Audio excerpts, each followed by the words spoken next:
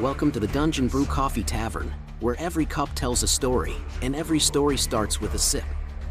Join us on a journey of adventure, camaraderie, and of course, the finest brews, served hot and steeped in mystery. From dragons to ancient legends, we're brewing up more than just coffee. Today's tale begins with firelight, laughter, and the familiar comfort of a full tavern. Then a bard arrives. Charming, curious, too interested for a passing traveler. He orders just one drink, then another, and never quite leaves. He asks about the tavern's past, about the dragons, the pantry, the crossroads, because most travelers pass through. Some linger, and some are listening far more closely than they should. Don't forget to hit the like button. Yeah, and maybe drop a comment. It's like getting something in the mail. Gotta love getting some mail from your friends, right? Maybe they don't like us, Nived. You shouldn't expect everyone to like us. Not like us? Inconceivable. Who doesn't like a team as amazing as us? Or baby dragons at the very least. We must let them decide. We can only play our part. And hope. But before we dive into today's adventure, a quick word from our sponsor. Adventurers, travelers, and coffee lovers alike. Welcome to Dungeon Brew Coffee. Whether you crave the boldest brew, a magical chai, or a sweet spice cider, we've got something to fuel every quest. Sip it at home with our online blends, or catch us live at events across Virginia, and soon in West Virginia and North Carolina, as we bring the tavern experience straight to you. And here's a little extra loot for your journeys. Keep your lemonade cup and bring it back to any event we're at and save $1 on your refill. That's one more treasure for your pocket. So, whether you're chasing dragons or deadlines, make Dungeon Brew Coffee your first stop, because every great day begins with a magical cup in hand.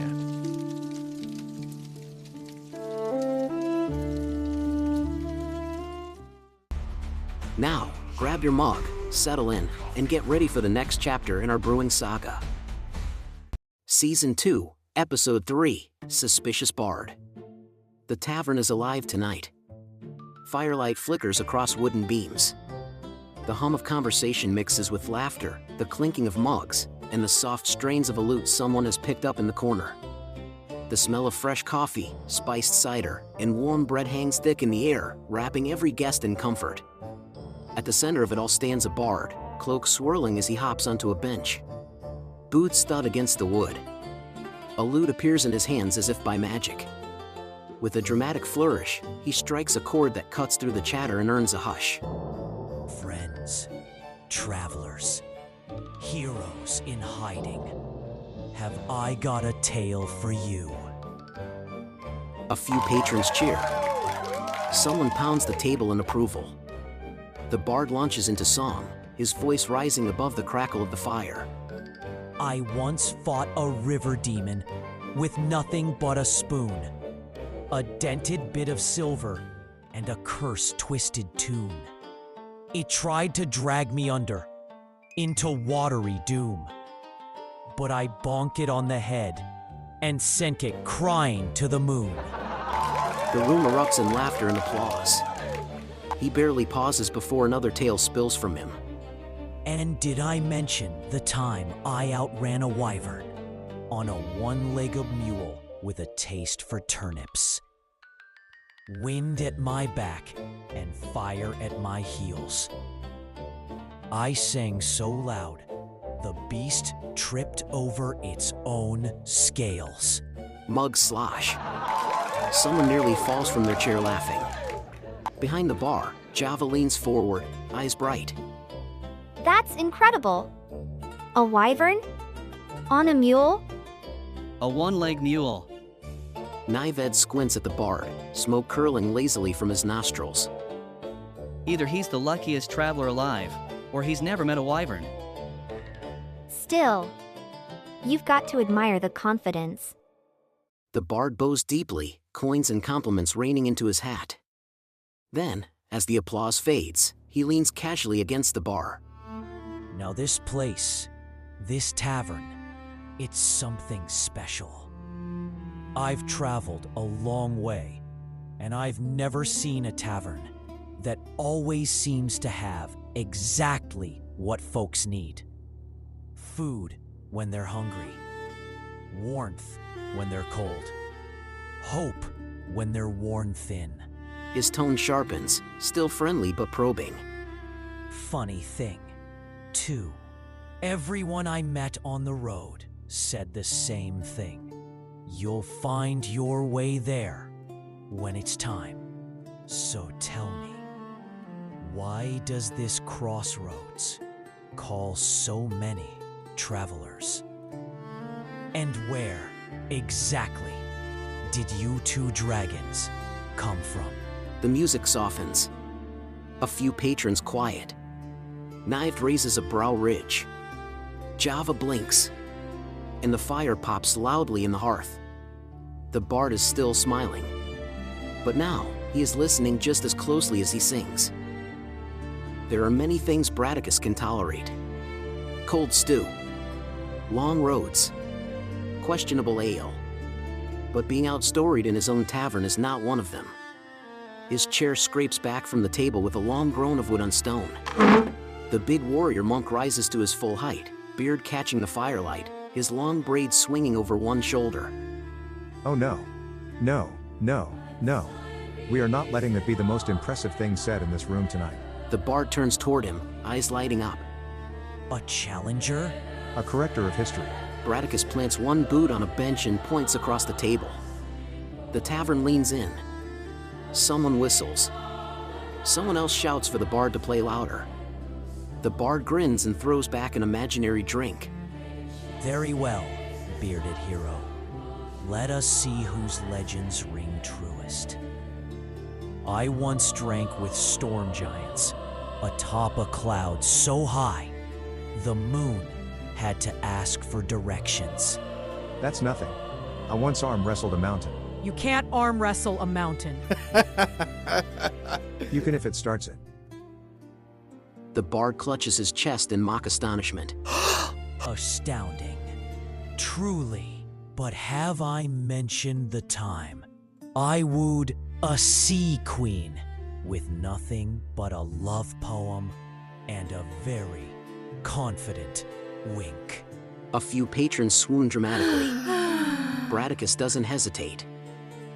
I accidentally married a volcano. Wait, you're married? The tavern erupts. Mugs slam.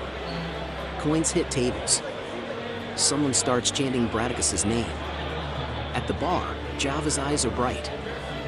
We should make drinks for these. Obviously. Java lines up cups across the counter. Storm Giant Stout. Sea Queen Spritz. Mountain Wrestler Mocha. Steam hisses. Milk froths. Nived adds a crackle of flame to finish one drink with dramatic flair. Nived hops onto a barrel, arms crossed. All right, I'm rating these. Storm Giants gets a 7.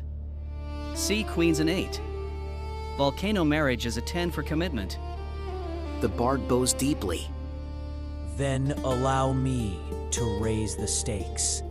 I once outran a living thunderstorm, riding a lightning-breathing horse. I once punched a ghost so hard it apologized. The room howls. Someone shouts, 2 coppers on the bard. Another yells, 5 on the bearded monk. The tavern has become a battlefield of bravado and booming voices. The stories grow louder. The gestures wider. The claims more impossible by the breath. The fire roars. The mugs clink. The laughter shakes the rafters. But beneath the joy and noise, one truth settles quietly into the air. This is no longer just a performance. It's a contest. And neither storyteller plans to lose. The story war still rages. Laughter rolls through the tavern in waves. Coins clink as bets exchange hands. Java slides another round across the bar while Nived finishes a drink with a quick puff of flame and a satisfied nod. At the center of the room, Braticus is mid-gesture, arms spread wide. And then the ghost said, "Sir, I was already dead. There was no need for that." The bard bows deeply, soaking in the applause. But while the room roars, one pair of ears stays quiet. Patches moves between tables with practiced ease, tail flicking as she balances mugs on her tray. She laughs in the right places, nods at the right moments, and listens. She pauses near the bard. You said earlier you crossed the Ashmere Pass last winter. That road's been buried for nearly 5 years. The bard blinks once. Ah, well, you know how stories get. Time blurs on the road. Patches tilts her head. Funny thing, too. You mentioned growing up near the Glass Coast. Then later you said you trained in the Ironwood cities. That's 3 regions apart. The bard pauses mid-strum, then smiles. A wandering childhood.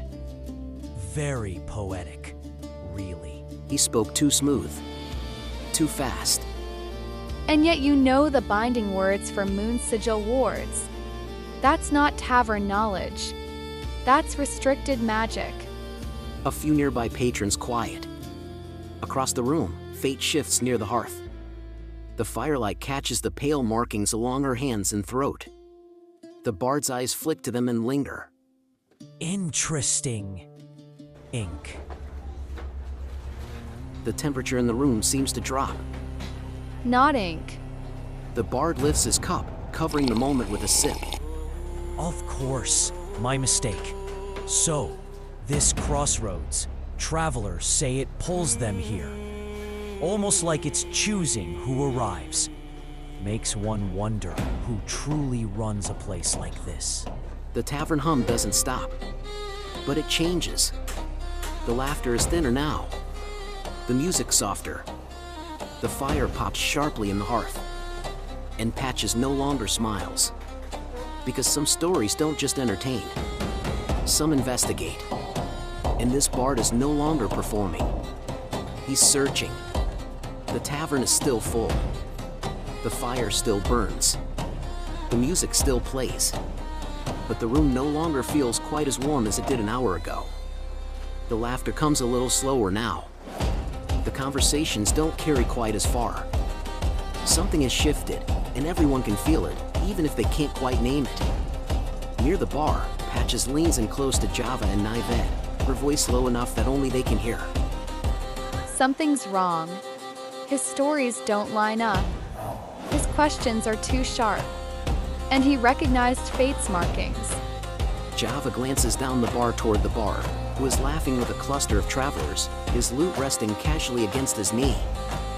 Maybe he's just curious.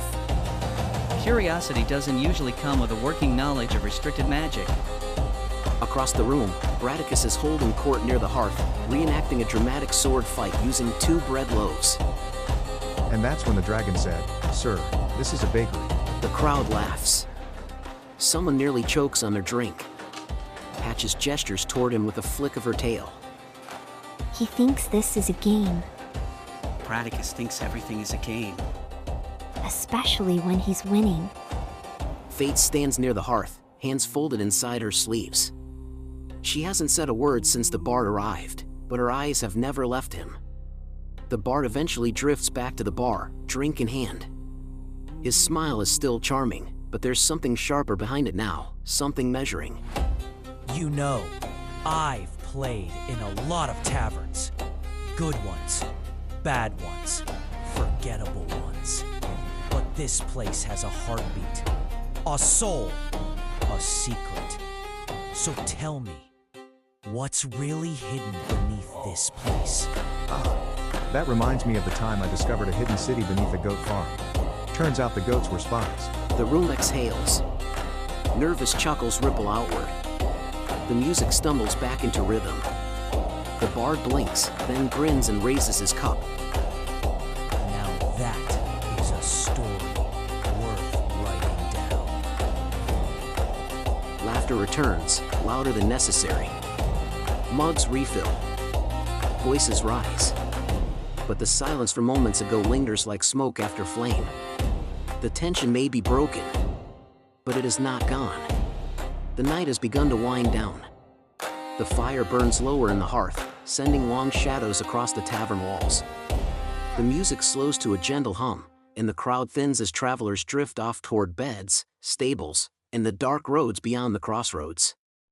The bard finishes his drink and sets the empty cup carefully on the bar, as though marking the end of a performance. Well, my friends, songs to write, roads to walk. But I have a feeling this tavern hasn't heard the last of me. A few patrons cheer. Braticus raises his mug in salute. Try not to marry anything explosive on the way out. The bard laughs and turns toward the door. His boots echo against the wooden floor as he crosses the room. Cold night air slips in when he pulls the door open. Stories travel faster than feet, and some ears are always listening. The bard stops. For half a breath, the tavern is perfectly still. The fire crackles in the hearth. A log shifts and settles.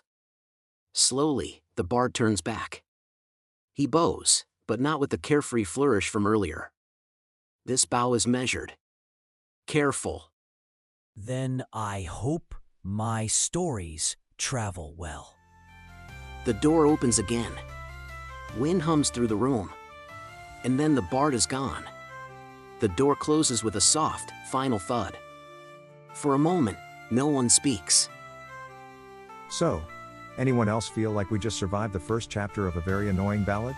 A few nervous laughs break the silence. Nived exhales a thin ribbon of smoke. I'm not putting my name in that song. You know he already did. The fire settles. Mugs clink once more. The tavern breathes again. But somewhere out on the road, a bard is already writing. And the story of Dungeon Brew Coffee Tavern is no longer just being told. It's being carried.